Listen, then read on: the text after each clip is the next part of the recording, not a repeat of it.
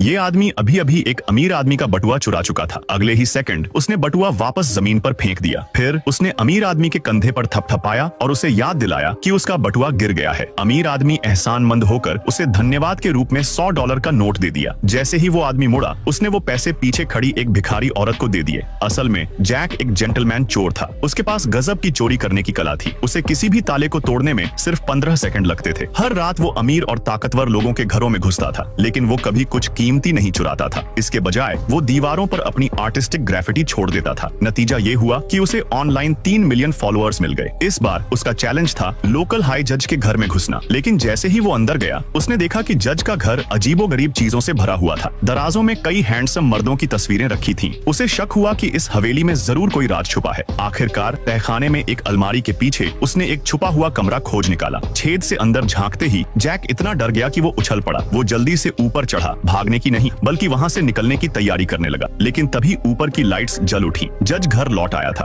असल में जज के फोन पर घर में घुसपैठ की अलर्ट आई थी, इसलिए वो चेक करने वापस आया। लेकिन घर में सब कुछ वैसा का वैसा था। उसे लगा कि अलार्म सिस्टम में कोई खराबी आ गई होगी। बेख्याली में उसने ऊपर देखा तो दीवार पर टंगी पेंटिंग थोड़ी टेढ़ी दिखी। जैक ने इस मौके का फायदा उठाया और जज के पीछे से निकलने की कोशिश की, लेकिन शायद जज को कुछ सुनाई दे गया था। खुशकिस्मती से जैक तुरंत जमीन पर लेट गया और बाल बाल बच गया। उसने कमरे में एक आदमी को देखा